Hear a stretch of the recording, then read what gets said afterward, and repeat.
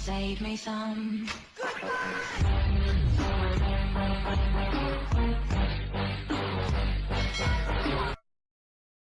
Hello, my friends. How you doing today? I am doing well, and happy Friday the 13th. Yes, I went out of my way to make a Friday the 13th video. This is my first one I've ever made, but I figured it was appropriate because I realized on Monday that Friday would be Friday the 13th. So what I did is I forced myself to watch every single Friday the 13th movie with the exception of the remake. And I figured I would rank them. I'd rank them by how I think that I would want to watch. Well, I'll rank them by how I watched them. I'll rank them by how I pulled them out, and I was like, and I'll tell you the reason why. I'll tell you the reason why I did it, and we'll go with that. Okay. So we'll start with 10 because there's actually 11. So there's 10 regular Friday the 13th with the regular Jason, and then there's the remake, which would make number 11 as there being 11 Friday the 13th movies. So what I'm gonna do is I'm gonna pick them up as we're gonna go backwards. So we're gonna go backwards to from worst to best. Okay, that's what I'm gonna do. I'm gonna rank them from worst to best. Okay, then I'll tell you why. I'm telling you, I took notes. I took notes for you, so that way we can talk about this. Now, let's make this clear. I'm gonna do this like every other YouTuber does. This is my ranking. Okay, you guys probably have your own favorite, but I'll tell you why these were my favorite. I'll tell you why these are my go-to, because there are certain Friday the 13th movies that if I feel like watching it on a Saturday or Sunday afternoon, I will grab a Friday the 13th movie, and it doesn't start with number one. Okay, it starts with something else, and I just find it to be have a better storyline, more enjoyable. I don't know, but like I said, there's gonna be a lot of people this is gonna be very controversial. I'm gonna be controversial right now because it's gonna be some of you gonna be like, how could you not say number one is number one? Because that's the classic. Well, there's a reason for it. There's a reason why I don't pick number one for number one. All right, so I'm going to get going. I'm going to get going too. So listen, happy Friday 13th. I hope you enjoy this, and you can comment below if you want to take notes during this video, and then put in the comments your ranking of best from worst to best Friday the 13th movies. Go right ahead. That'd be kind of fun. Or maybe you'll agree with me. Maybe you'll be like, okay, I get you. Maybe you'll forget. Like me, I'll tell you right now, I get in maybe the medication, the Xanax amnesia or something going like that. Something's going on where I'm forgetting a lot of stuff. But I'll tell you right now, some of these movies I watched, and even though I've watched them so many times, I felt like a couple of them I was like watching for the first time. I think it's because some of them I just stay away from. Some of them I just kind of like, no. All right, so let's start. Let's just start. Okay, right, here we go. So first one, which is actually the last one because we're going backwards here, is Jason Goes to Hell, which is kind of ironic because this is, I believe, the only Friday the 13th movie that I've actually seen in the movie theater. Like I was excited when Jason was going to hell. Okay, I was excited because it was in 3D. Okay, and I remember driving up with my father, and we went up to the this movie theater that was kind of far away because they were the only ones that offered the 3D with the 3D glasses and everything like that. And it was like, but the problem is the only 3D part of this movie was the last, like, I don't know, 10 minutes or whatever it was. So as a younger child or younger person, I don't know what year this came out with, but as a younger person, I don't think I was a child, but I was probably young teens, if not maybe just turned into my as that age group. I was looking for 3D. I was looking for Jaws 3D. I was looking for a movie that I was sitting there from beginning to end, because this was during the time when people would actually search for 3D movies. And I remember going to see it. I'm like, not only is there no 3D, but there's no Jason. There's no Jason. Jason was barely in this movie, and this was the Jason that was jumping into bodies. Now all of a sudden he's like a shapeshifter Jason, and it was very confusing. Okay, the storyline was not that captivating, and the 3D. Actually, I gotta tell you, when the snake things come out of the eyes and like came at you, for the year and the time period, that part was impressive. But the fact that I had to wait the whole entire time, and the fact that the movies themselves that we buy on physical media are not in 3D, that's a little bit of a problem. Okay, it was a little bit of a problem, and this was a little bit of a tough watch. Okay, so last one, Jason Goes to Hell. So Jason pretty much, yeah, he went to hell on that one because I don't know what happened there. I don't know what happened. The cover's great.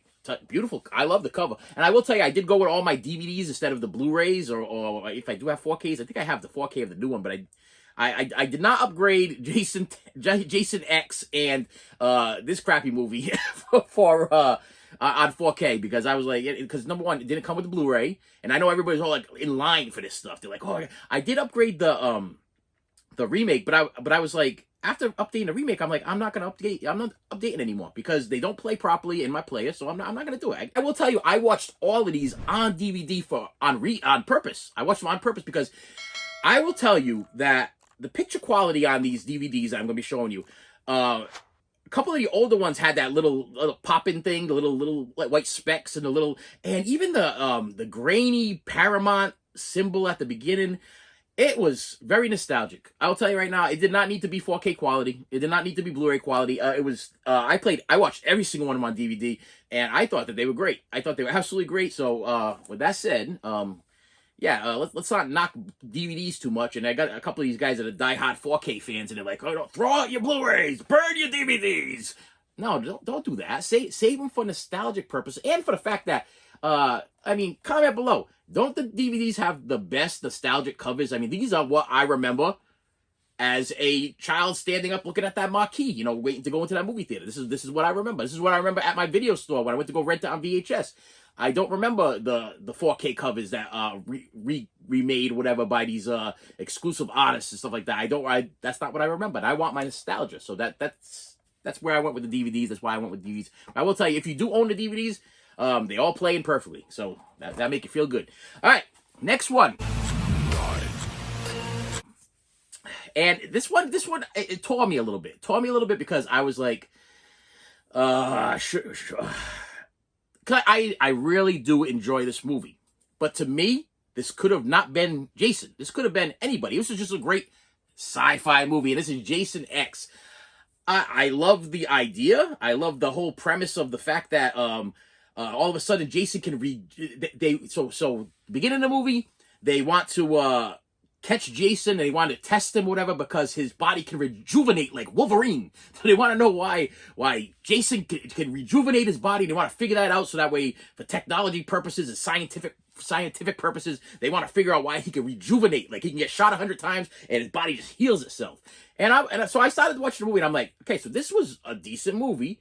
But this didn't have to be a Jason movie. And the fact that when he rejuvenated himself and when he went, I don't know how many years into the future or whatever it was, which I always love when they go so many years into the future, and it's actually around where we are right now. And I'm like, wait a minute, I ain't in no spaceship and it's 2025 and I'm not floating around the galaxy and it's not 2025 and planet Earth is not being, it's like, I love those movies where they kind of didn't predict properly. And now here we are in 2025 and this stuff's not going on. Tell me if that's ever happened to you. If you're watching a movie like you used to watch when you were a kid, and all of a sudden they tell you a date and it's a sci-fi movie, and you're like, that's not happening. And it didn't work. I guess it didn't work. So in the case of Jason, I'm kind of glad because I wouldn't want him running around killing anybody. But the fact that they had this machine that would rejuvenate you, so I guess they figured out the technology and it would fix cut off arms because at the beginning of the movie the kid's arm get cut. Sorry, there's gonna be some spoilers. Let me just tell you, there's gonna be some spoilers. Kid gets his arm cut off, and they rejuvenate the arm, and am I saying that right? The arm reconnects, whatever, and then it's like a whole thing, which is kind of cool. I mean, and the special effects were kind of cool. And I gotta tell you, it did have one of my favorite killings of Jason, which is when he dips the girl's face in the cryogenic freeze or whatever it is, and it smashes her just like a vase. That was pretty cool. But the fact that now we got Jason. Anytime one of our favorites, like Leprechaun, goes into outer space, or Jason goes into outer space, I think the writers ran out of things to write about. They're like, okay, we're gonna take a guy that started off killing kids in a camp, Camp Crystal Lake or whatever. That was his story, his backstory, or whatever. And so we're gonna go to that. But now we've gone so far. We're gonna put him in outer space. Yeah, so that's why that one stayed at the end, and but besides that, it's actually a really good movie. If I had to buy the 4Ks and upgrade, I would buy Jason X and probably leave Jason Goes to Hell where it is, because and actually I will tell you for a fact that my regular Blu-ray 4K dealer that I purchased from, he sold out of Jason X. He's got plenty of Jason Goes to Hell, so that's kind of funny. Some of these I have notes. because I took notes. I took notes for you. I did. I took notes. All right. All right. So the next one I have in line is Friday the 13th Part VII, which is 5, 6, 7, 5, 6, 7. So 7. The New Blood. Yes, that's what it is. And okay, so this be Carrie versus Jason. Okay, that's what this is. This is the girl has telekinesis, and she's working with she's actually working with what's his face there, the guy, Weekend at Bernie's. Weekend at Bernie's is her psychiatrist, and he's trying to get her to do her telekinesis for his own bidding. You know, he's like one of these type things there. And I will tell you that this had the worst opening theme. Like, some of the Jasons give you that James Bond feel. You know, like he'll like, there'll be some kind of killing or whatever it is, and then all of a sudden he'll slice the screen, and all of a sudden it's like, boo, and it goes into this music. And then it's just a black screen with the words of the actors, and it goes on. This one, just the music alone was like, it wasn't freaking me out, but I was like, I had enough, to the point where I started fast forward and past the music. I'm like, listen, I think I can give them enough judgment on the music that tell you that the opening music for the New Blood is a little rough there.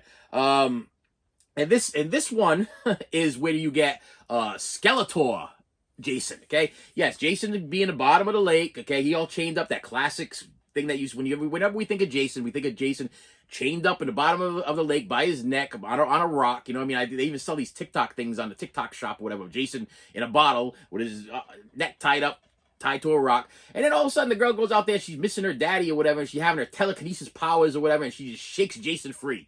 And Jason's free to go out and do whatever heck he's gonna go do. And then I gotta tell you, once I got to the end of this movie, I felt it was very Carrie versus Jason Home Alone.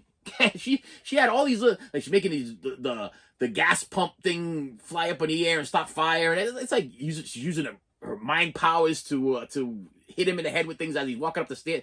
It gave me a little bit of a Jason meets Home Alone meets Carrie, and I mean, it was decent. It was watchable. But it's not my go-to. It's not my go-to when I go to Jason movies, Friday the 13th movies. Next one we have 7. And I didn't even take notes on this one because I mean, it's self-explanatory. Jason Takes Manhattan. Yes, I guess at the time, I got to tell you, if I know, I'm gonna refresh a couple of memories there. Everybody was going to Manhattan. The Muppets were taking Manhattan. And this is kind of like a play. To me, this was a play on The Muppets Take Manhattan. So they decided to go, all right, The Muppets Take Manhattan to do it. So I think Jason's going to take Manhattan. You know, and it was like one of these funny things where it's like, so I watched the movie, and the problem I had with the movie is that almost the whole movie was on the boat. Like, all of the killings and all of the chasing and all of the Jasons and the moving around, it was all done on the boat. And then once he does get into New York, there is this awesome like shot of him, which I would love to have a poster of, the shot of him when he's standing in Times Square, and they kind of just do like a pan up on him, and he's in Times Square, because it was just cool. It would be cool to see Jason hanging in Times Square. But as far as movie wise, it was a little draggy. To me, I thought it was a little draggy, and I wanted more New York. Like, I could picture, like, why couldn't Jason go into subways and stuff like that? Why couldn't Jason go take a subway? You know, why couldn't Jason go do stuff like that? But instead, they spent all this time on the boat, and then finally, when he got to where he had to go, it was like, okay, he had already killed most of the people that I kind of really cared about, and then once we had that, you know, the final girl, and it was kind of the same spiel, you know what I mean? We did get more Jason, though. You know, that's something seems to be the problem I started noticing with these things. As a kid, I remember, in my kid mind, I remember there being like so much Jason that I was like creeped out. But after watching these over again, I'm realizing that, wow, Jason really wasn't in the movie. Like, his hands were in the movie, like the slicing and slashing and all the stuff like that. But you don't really see, they don't really focus on his mask or his head or some do, but a lot of them don't, you know. And it's like, it kind of leaves it up to your imagination, which is probably what the writer director was looking for, because they always say that leaving it up to your imagination makes for a better movie, because there's absolutely, I think it's Texas Chainsaw Massacre, you see absolutely no like penetration of knives or axes or claws or whatever he might be using. That was that meat hook thing there. You don't see anything like that, but in your mind, you think you do. Matter of fact, they were trying to get a G rating for Texas Chainsaw Massacre, and I'm like, how the hell would they do that? I mean, but according to them, there was nothing going on with it. And as I go back and look at it, I think the only thing that they kind of messed up on was that if you use a different color blood or you don't show any blood at all, then they can get away from that R rating or X rating. But it looks like Texas Chainsaw Massacre was on their way for an X. And literally, there's no, you don't see anybody actually get killed. You know what I mean? Like they get killed, but you don't, the gore part is in your head. It's not really there. So yeah, Jason, yeah, he went to New York and he didn't even get like a bumper sticker or something. I mean, that's a bummer. All right, next one, Friday the 13th, part 6, Jason Lives. Now, I got a lot to say about this one. Okay, I will tell you, I enjoyed it. I thought it was good. Opening scene, we got Horshack in the car with I think it was American Ninja. Okay, I think Horshack. I'm not. Listen, comment below. It 100% was Horshack. But was the other guy that stars in this movie American Ninja? I don't know. But I put down here. I had a problem with Horshack and American Ninja being in a car, and because right away I'm like, I'm like, this isn't Welcome Back, Kotter. This is a Friday the 13th movie. Why is Horshack? And he doesn't even have like the curly hair like Horshack. But you got. Did they want us not to believe that was Horshack? Because I don't know. I picked up on it right away. I don't know about you guys. Did you pick up on it right away? I picked up on it right away. All right. So this is Frankenstein, Jason. Okay. So they decide they're gonna go make sure Jason's dead, which was a little confusing to me because the prior movie wasn't even Jason. The prior movie was the father of a kid that got killed and wore the Jason outfit. So technically, who did they bury? Did they bury Jason, or did they bury the guy that was upset about the kid? And who the heck did this guy stick the pole in? I mean, it did say Jason Voorhees on the headstone, but and then all of a sudden they stick the pole in the guy because he's angry, and then he sticks the pole in his chest. And it just so happened a bolt of lightning comes, like the clock tower from Back to the Future, and energizes which I gotta say probably has one of the cooler openings as far as like Jason opened his eyes with the maggots in his eyes and everything like that. I was like, we're on our way. But it just wasn't quite there to be like a number 1 spot. You know what I mean? I don't know where I'm at right now, but this was not a number 1 spot. I'll put numbers on the thing that will help me and you go along with where the heck I am at. Because I know when I get to the bottom, I'm done. So let me see what else here. We got okay, so this was another thing. Too calm. Okay? Everybody in this movie was very calm. Like there's a scene where like Jason, like he's resurrected and he's walking towards this car, and this girl's driving the car, and the guy's in the passenger seat, and they literally drive right up to him. They're like, oh no way. And they stop backing up, and it's like it's all like wet and everything, so they're in like the mud, and she's like, oh no way. And it's like, I'm like, listen to me. I don't know about you. Okay, I don't care how strong you are, how tough you are, what your hang up is or whatever, how macho man you think you are. If Jason Voorhees be standing in front of my car with a hatchet in his hand, or a whatever, hatchet, a machete. Okay, with a machete in his hand, I'm hitting the gas as hard as I can and nailing that sucker. Then I'm gonna keep going. I'm not even gonna look back, because those idiots, they always look back. And they always stop the car. They get out of the car and go check. Oh, is he okay? Of course he's okay. He's Jason. He's going to be okay. Because we're like 20 minutes into the movie and we still got another hour. Listen, I know how this works. He's fine. Stay in the damn car. Take off. Some people are just stupid. Okay, and this one was plain stupidity. And I got to tell you, there was a part that got me a little happy though, because we got a lot of Jason, and we actually had kids and counselors. We don't get a lot of kids and counselors. Listen, so Jason's all about Camp Crystal Lake, and he was the counselors weren't watching him, and that's why his mommy got mad and everything. So he's all about the Crystal Lake and the kids and the counselors and stuff, killing the kids and the counselors. That's his thing. And finally, we got some kids and we got some counselors, but they don't really run the movie around the kids and the counselors. They're kind of running around all kinds of other stuff. You know what I mean? But definitely better than everything else I put in front of me so far. Okay. We're going. I'm throwing these notes away as we go along. All right. Got it. So then I decided to go with this one. Now this one I jumped around, and because I'll tell you right now, I got fed up with like Jason doing the same Jason things. So I was like, you know what? I know for a fact that this is not Jason doing the same Jason thing. So I'm gonna break up my little run of watching regular old Jason doing his regular old Jason things, and I'm gonna go at Friday the 13th Part 2, where we got Baghead Jason.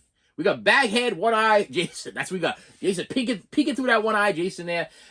This movie actually has a really good ending, but it kind of has a little bumpy beginning. You know what I mean? It's like they literally go through all of this stuff where it's like I believe the first so many minutes of the movie or whatever is actually the entire part one of the movie. You know what I mean? Like the part, like they're explaining part one for so long at the beginning of this movie. I might as well have not watched part one of the movie. You know, it just became a thing. Okay, but yeah, I wanted to mix it up. So really, this is probably not in the right part of the category. It's probably not in the right ranking or whatever, because this is actually halfway decent. But I needed to see some Baghead Jason after watching 1, 2, 3, 4, 5 regular Jasons just going out slashing people and doing that kind of stuff.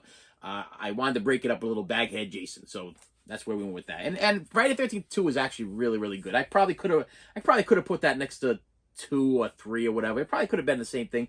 But because I was kind of, well, I'm not gonna say fed up, because I can never get fed up of a Jason or a Freddy or a Michael Myers like that. Those are the classic horror icons. Okay, so for me to sit here and say I get sick of them, I don't get sick of them. It's just, you know, if you try to sit down in a couple of days and watch every single Friday the 13th movie, you're gonna want to switch it up a little bit. You're gonna want to watch a little something in between. All right, and then the next one is okay, what I got here? Okay. Friday the 13th Part 3, or Friday the 13th 3D. Now, I put this one as, what do we got here? This is number 1, 2, 3. This is number 4. Okay, I got this at number 4. Because of the 3D. Listen to me. I don't know about you, but this one will forever be iconic because this introduces Jason's hockey mask. This is the one where Jason finally shows up. He ain't no bag. He's not running around with a bag over his head anymore. He ain't a little boy in the river. You know what I mean? In the lake. Now he's Jason. Now he's got the hockey mask. He's good to go. He's on fire. And but the problem I had was that this movie was probably, like, I have this on this isn't it, but I have it on Blu-ray that comes with the 3D glasses. And it's actually pretty cool. You know, the 3D is really, really cool. But watching this not in 3D, it kind of loses something. If you've ever watched Jaws 3D without the 3D, it's the same thing. Like, you know, they shot it in a certain way so that way it would be 3D. And the people back in the day when they watched this in the theater, it was probably very exciting for them to see a harpoon come flying at their head. You know, when those harpoon guns, we'll see the thing come flying at them and everything. But unfortunately, we do not have that technology. Okay, and I did not have that experience. So it was a lot of like, wow, that would have looked really cool if that was in 3D, but I'm not really super scared about it because literally, I'll tell you, even on the DVD, even worse on the Blu-ray, and I don't even know how it would be on a 4K. So this is where the 4Ks kind of get a little sketchy here. You can literally see the fishing line when he shoots the harpoon gun thing, so that it traces the thing from to the guy's head.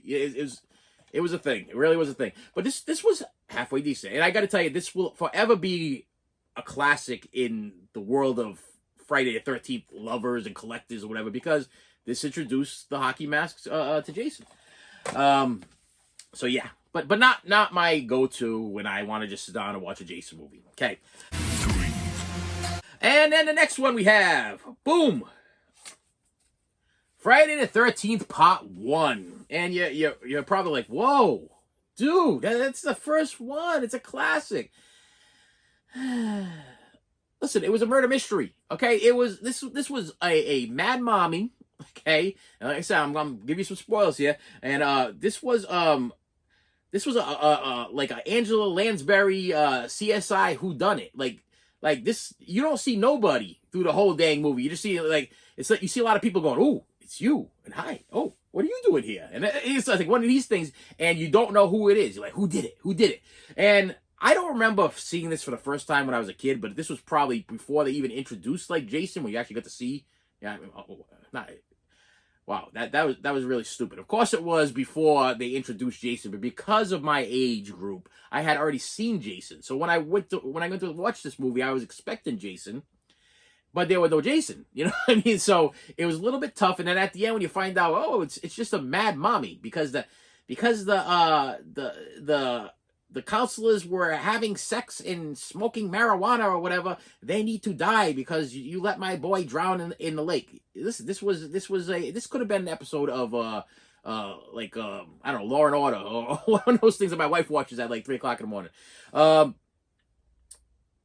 mean, it's a classic. It will always be a classic. The cover art is iconic. Okay, and without this, we wouldn't have the story. But I don't know if where they were like if this was the only movie that ever existed as far as the Friday 13th movie franchise, where as long as if it just stopped at this first one, what would we have had? We wouldn't have had a iconic horror superstar like Jason Voorhees. We would have had a lot of dolls of his mom. I mean, would she fit in with Bobby? I don't know, but I was looking at it, I'm like, yeah. Listen, it will always be a classic, and listen, all you guys that love Friday 13th, I'm probably all making you cringe right now because you're like, it's the first one. You got to watch the first one. If you watch them in order, then you'd understand. But I mean, comment below, like if you want to watch a Friday the 13th movie on like a Saturday or Sunday, and you got them all lined up on your wall, and you know that you're very familiar with the movies, would you grab part one first to watch it? If you could just watch one, would you grab part one? I wouldn't. I wouldn't. All right. Next one we have here is okay, so I got two left, okay? These are my top two, and I'm going to tell you why, because these are the ones that I have watched the most in my life. These are my go-tos. These are the ones that I enjoy, and I kind of had to bounce back and forth between what would be number one and what wouldn't be number one, but I'll tell you why. Next one is Friday the 13th, the final chapter, okay? And let's just throw it out there. It has Corey Feldman in it. Okay, do I have any? Must I say more? This is the Corey Feldman one. Okay, this is Corey Feldman. Let me see here.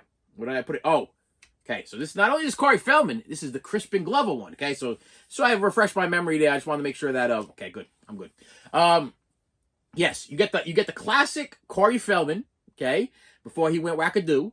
And before Stand By Me and Lost Boys and all that stuff, you get the little young Corey Feldman, and they got that scene of him like with the girl undressing in the window, and he's like, I tried to put myself back to when I was a kid, and the first time I saw a girl undressing, or in general or whatever, like if I watched like a movie or whatever, I think his acting was a little bit overacting. I don't know if I'd be jumping around on my bed and flopping around like a fish and all kinds of crazy stuff that he was doing because he was seeing a nude girl or a girl changing in the room next door. And then his mother comes in, he makes believe he's sleeping and everything. But I'm like, okay, this Corey Feldman, there he goes again, overacting, okay? But on top of that, he was young, he was younger. We got Crispin Glover dancing this. The Crispin Glover dances in this, and the guy from Last American Virgin that I don't think did much of anything else after Last American Virgin. And they to me did a little bit more character development in this one, so I really enjoyed the relationship between Crispin Glover and Last American Virgin guy. I don't know what the heck his name is because he's not important enough for me to remember his name. But he's giving him a hard time about how he's got a limp. I'm talking about he's like, I really don't like the way you talk to me about that. You know what I mean? But then he ends up being the one that ends up having with one of the girls, and there's Last American Virgin guy, I guess, remaining a virgin on the couch watching some kind of old reel of some girl stripping or whatever. And but I will tell you, the character development was a lot better in this. I also like the whole fact that the Corey Feldman character was making masks. To me, I always found that to be very fascinating. That like when he first goes into the room and he starts showing the guy like the things that he made and everything like that. I always found it to be really fascinating. Then the fact that we get to the end of the movie and Corey Feldman shaves his head, okay, so he can make believe he's little Jason, so he can scare Big Jason or confuse Big Jason to believing that he's little Jason, so they can go and kill Big Jason. It's interesting. It's good, and like I said, it makes you actually feel bad for. This is probably one of the few Jason movies I actually were like, Oh man, I don't want that guy to die yet. I'm enjoying Crispin Glover and his goofy ways and his fancy dancing. Okay, I'm enjoying that. So let's not kill him yet. Okay, let's wait till the end. Let's kill that other guy. I can't stand him already. Anyway, he cheated on that girl. He left for the twins that they found in the thing with the bike and it's like, doesn't make any sense. And then on top of that, I'm like, I mean, during this time frame, where we at here? 1984. Were girls a lot easy to get? I don't know. Were they like I don't know about you, but I mean, 84, I was a little bit young, but I guess you could just ride your bike up to like a random dude or whatever, and who has a girlfriend, and all of a sudden you're like, okay, you're gonna be my girlfriend now, and that's okay with everybody. You know what I mean? These movies are a little bit you gotta leave a little bit to the imagination. But like I said, what I do is when I watch a movie, I put myself in the character. I pick a character, and I put myself in the shoes of the character. And usually I don't put in the Jason movies, I don't put my shoes in the character of Jason. I'm like, what would Jason do? I don't do that. I'm like, oh, I want to be one of the guys that running and not falling. You ever notice that? Listen, number one, Jason don't run. He don't run. So I don't know I don't know how he gets in front of everybody. That's always confused me because I see these girls and these guys take off. They take off like a bat out of hell. And then all of a sudden, they'll pan over to Jason's feet, just his feet in the mud. And he'll just start walking. You know what I mean? So they're running. They're going. I mean, a couple of these girls could be Olympic stars, But for some reason, he knows every little bit of that forest or wherever they are. New York. He guess he got the map from Manhattan, and he was able to figure out how to get to these people because he knows how to get to you walking everywhere he walks. Now, if I was going to be a horror character, I would definitely be Jason because you ain't gonna catch me running anywhere. I run anywhere, I'll probably have a heart attack. I ain't running nowhere. So if I had to be a horror character, I'd probably pick Jason. Freddy does a little bit of too much running, and maybe Michael Myers and him could probably hang out pretty good because they're a couple of walkers too. But Michael Myers, he drives a car and stuff. Jason don't drive a car. Jason don't have his license. Yeah, this one is one of my go-tos. This is the one I really enjoy, only because I really enjoy that camaraderie between the characters, and then it has some pretty good kills in it too. Yeah, so we're going with the final chapter, and my number one go-to is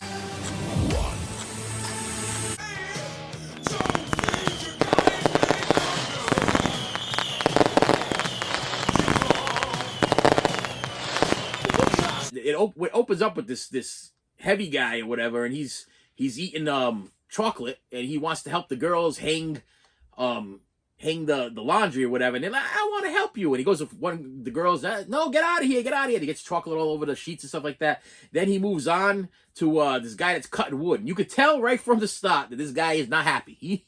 He don't want nothing to do with this guy and his chocolate and his stories. And the kid's like, I'll share some of my candy bar with you. He goes, I got another candy bar in my pocket, but don't tell the girls. Don't tell the girls. I saved it just for you. And he puts the candy bar on top of the thing, and the guy takes the axe and cuts the candy bar in half. And the guy's like, the kid goes, what's he say? He goes, that's it. I've had it. He goes, he gets mad at the guy for cutting his candy bar out, and then the guy takes the axe on him, and that's how the thing opens.